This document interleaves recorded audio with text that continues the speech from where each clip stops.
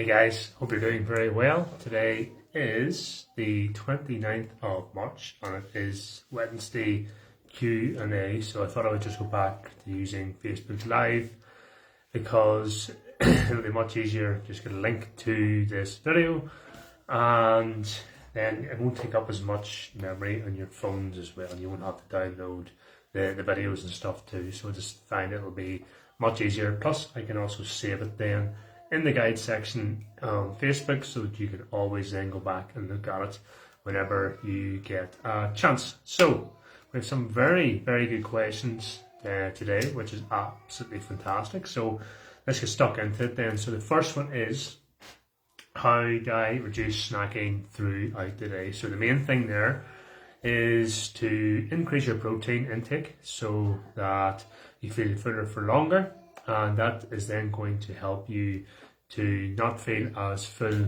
during the meals. So, if you find that the protein level that you're on at the moment maybe isn't enough and you still feel like you want to have a snack, then try and increase that a little bit more. Also then fill up on lots of vegetables, lots of low calorie foods during on your meals, so that then you feel fuller whenever you have your main meals. Then that means you're going to reduce the amount of snacking that you're going to do then as well throughout the day.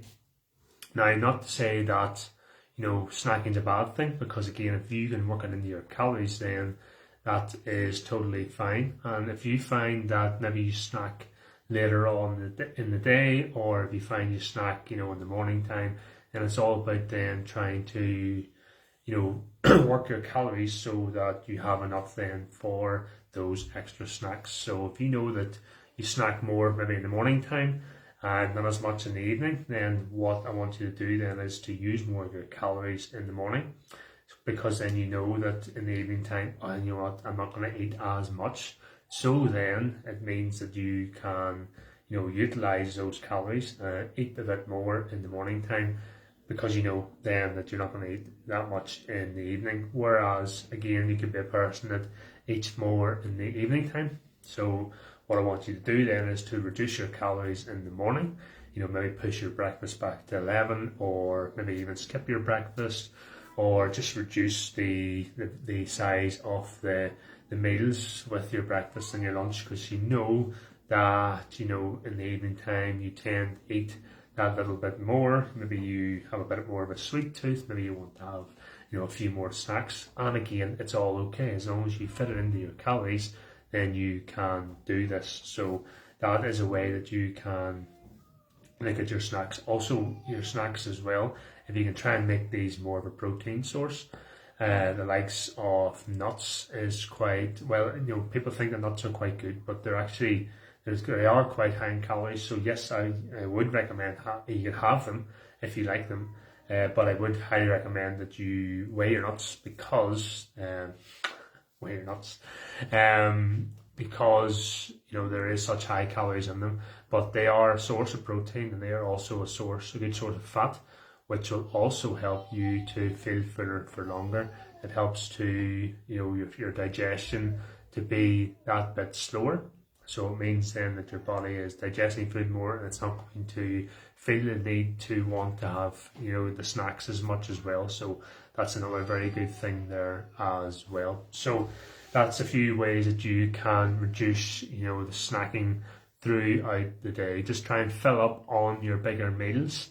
But if you do find yourself snacking and you maybe don't feel as hungry with those big meals, then just reduce the big meals and have the snacks, but always go for the protein, the higher protein snacks. So like boiled eggs could be one, Greek yogurt, 0% fat. Maybe you can buy some like protein milk or protein yogurts. Also the likes of a protein shake as well could be very good here. Or you could put protein into the yogurt and maybe put in some fresh fruits, like the likes of berries are very low in calories as well, and that's another very good way that you can make your snack sources more high in protein, which is then again going to fill you up fuller, make you feel fuller for longer, and then your next meal then won't be, it'll not be, it'll be a lot further down the line rather than, you thinking about your next meal. You're going to feel a lot more fuller. So the next one as well is to reduce your sugar intake. Now, I wouldn't worry so much about that, because the question was, from the likes of your natural food sources such as fruits. Yes, these are higher in sugar, but it doesn't necessarily mean it's a bad thing. Everybody, they demonize sugar, and they say that, oh, you shouldn't have as much sugar, it's really, really bad for you. At the end of the day, it's not going to put on weight if you stick within your calories. So if you want to have those, and again, honey as well was another thing you mentioned. That's another natural food source. So again, feel free to have these sorts of food sources, because at the end of the day, if it's going to satisfy your cravings for that sweet thing, you're better having the likes of fruit rather than going for the higher calorie processed foods such as donuts, cakes, ice cream, etc. But that's not to say that you could have, like, there's a Freddo chocolate bar, which is only like 95 calories, probably about this size, and then you've got your banana. The Freddo's actually less calories than the banana. So again, some of these higher processed foods, they're still not too bad when it comes to the likes of your calories. But I wouldn't worry so much about the sugar intake. Just focus more on the calorie intake. And then, well, if you do want to reduce your sugar intake, stick to the likes of lean meats, the likes of the stay away from fruit. Again, as I say, it's not I'm not telling you not to, but if you do want to reduce your sugar intake, then fruit is quite high in sugar. And I'm not saying that that's a bad thing, to have these sorts of foods. As I say, as long as you stick within your calories, that is all I am worried about. And the likes of honey as well. Yes, it is pure sugar at the end of the day, but again, as I say, it's not a bad thing, and it's a very good natural source of energy as well. And sugar is a good natural source of energy too. So whenever you need that energy boost, to go to the gym and stuff, like if you're really fighting for time and wanting to go to the gym, the best thing for you to have is to have a banana, which again is full of natural sugars. But what I would say is go for that rather than going for the likes of an energy drink, stuff like that, because you're going to get more energy out of the banana, and it's going to taste good as well. So that's my intake, or that's my insights on sugar reduction. Everybody's mentioning about the holidays. A lot of you guys in Zim are going away on holidays. So instead of doing it on this here, I have put together a presentation, which I will put the link into the WhatsApp group and into the Facebook group as well. So it's about half an hour long. So there is lots and lots of information there, which is absolutely fantastic. But the main thing is, whenever you're on holidays, is just to be mindful of the food you're eating and how much activity you are doing. And I forgot about the last thing as well, is to have as much fun as possible. You're going to go away to relax and enjoy yourself, and also be very present too. So those are a couple of things there that I go into a lot more detail about in the presentation. So I also see there as well that somebody that is in holidays in the group in Portugal, they have a couple of friends out, and they're saying that they don't drink much alcohol, which is not a bad thing. Maybe you could teach me a few things, but you do indulge in a lot of cake and gelato. Again, as long as you are staying active, as long as you're sort of being mindful of the portions that you are having and keeping them within your calories, then I don't see why you cannot enjoy quite a bit of gelato and quite a bit of cake.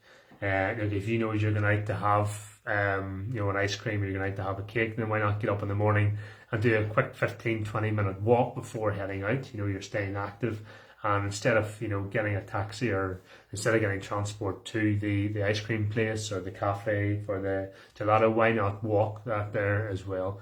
and it means then you can enjoy these sorts of foods and not feel guilty for it. And as I always say, there's no such thing as good or bad foods.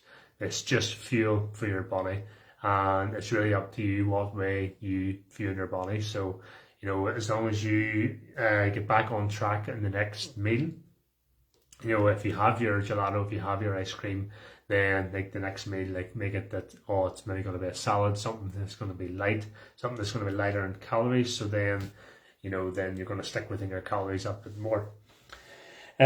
Spread the calories out, or have it all in one big meal. This is personal preference. If you have the time, if you would rather have, 6 small meals through the day, then that is completely up to you. If you are somebody that's extremely busy and maybe doesn't find the time very much to be able to prep your meals in advance for the next day, or if you don't even have the time maybe to sit down and have a meal and enjoy it properly, maybe having that one big meal at the end of the day is the best thing for you. So it is, as I say, it's completely up to you, and it's probably more down to time management, this one, rather than like the actual meals themselves. As long as you stick within your calories, you can have your meals whenever you want. But like if you feel that you are tired, in the morning time, maybe you need some fuel, maybe you need some food to be able to fuel your body at that time to be able to keep you going. Or if you're a person that maybe doesn't like breakfast as much, or as I say, maybe you're very, very busy in the morning getting the kids out for school and you're just rushing about, and having your breakfast is maybe another stress in your life that you don't need, then, my advice would be there to skip it, or just to, maybe the night before you go to bed, take 5-10 minutes to, meal prep, put some overnight oats into the fridge, or, cook some boiled eggs.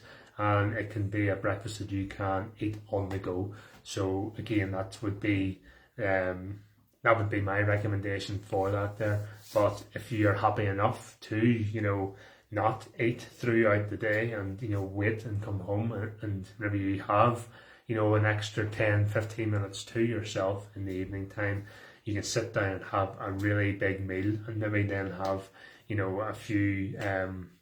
a few snacks then afterwards, and again, as long as you stay within your calories, you're going to lose weight. So again, it all comes down to personal preference. Saving calories for the weekend. So this is one that I love. It's called calorie banking. So think of your calories as a wage. So say for talk's sake, you're on 2,000 calories. So you get $2,000 or pounds every single day. You can choose to spend it all. You can choose to save some of it, or you can actually go into your overdraft, because you can still make up for it, and you can still save some money then over the next few days to then bring yourself back to balance. So if you know that you overeat more at the weekends, and you seem to go off track a bit more at the weekends, or you feel a bit more guilty for overeating at the weekends, but you know that during the week that you can, because you're in better routines, you're you better habits during the week, you're able to reduce your calories a bit more slightly, or you're able to save a bit more money. So say for talk's sake, you're able to save £400 every day throughout the week. So Monday to Friday, you're able to save £400 or $400, which is your calories. Monday to Friday, so that's 5 days. 5 times 400 is 2,000. Then what you can do is then take the extra $2,000 that you have saved, and you can then spend it at the weekend. You can spend it on Saturday, and you can spend it on Sunday. You could spend it, £1,000 a day. You could spend 1,500 on the Saturday and 500 on the Sunday. Or another way I like to look at it is that, the weekend is the time when most people tend to fuck up. So what you can do is start your week on a Friday. So say you go over by 100 on the Friday, then maybe on Saturday you head out, you go to a wedding, or you head out for a night out, you go out for dinner, and you spend, an extra 1,000 there on a Saturday. And then Sunday, you're feeling a bit sort of lethargic, you're chilling out, and maybe you have a big Sunday roast and you end up having maybe a dessert and you end up going over 500 again. So altogether, you have gone over 1,600 calories Friday, Saturday, and Sunday, add it all up. So then you've still got the rest of the week to make, or the next week to make up for it, because Friday is the day you started your week. So you have Friday, Saturday, Sunday, then you have Monday through to Thursday. So what you do there is you then take that 1,600, you divide it by the 4, because you have 4 more days, and it's actually going to be 400 calories. And then what I want you to do then is to reduce each day by 400 calories. That's going to make it a lot more doable. Going to make it a lot more easier for you to stick within your calories, and it's going to bring you back to balance. And as long as that's why we like to do things on a weekly basis rather than a daily basis. So it means then that if you fuck up one of the days, then you've got the rest of the 6 days then to make up for. Say you fucked up on the Monday, you've got 6 more days to make up for it. So that's the way I like to look at it. So pretty much if you go over, say 700 on a Monday, or sorry, 600 on the Monday, on Tuesday, Wednesday, Thursday, Friday, Saturday, Sunday, you can reduce all your calories by 100, and that'll make up for it. So that's how you can save your calories for the weekend. So it's just a calorie bank, essentially. And even if, 1 week you end up going over by, say, 700 and you weren't able to bring it back to balance because the calories were too high that you had spent, then the next week you can carry it over to the next week even, and say, right, okay, well, and 700 over last week, so what I'm going to do this week then is cut my calories every day by 100, and I'll make up for that 700 from last week. And again, you can do that again over a 2-week period, over a 3-week period, because every week's a new week, and it's the journey is it's not just a 90-day journey. It's not just, for 6 months. This is, you've got the rest of your life to make up for it, essentially. So, it's a marathon, guys. It's not a sprint. So that's what I want you to focus on. I want you to focus on the long game. It's all about making those small changes every single day, making, one small change, that 1% every day, and just pushing that needle forward by 1% every day. That's all I want you to focus on, because if you try and do too much, you try and overwhelm yourself, it's going to be very, very hard to stick to. Whereas if you can aim to get that 1%, and maybe, some days maybe you hit 2%, maybe you hit 3%, but as long as you're getting that 1%, that is all I ask of you. But guys, I hope that helps, and if you have any questions whatsoever, or if you had any aha moments, or if you had any good insights from that, please do comment below. Alright guys?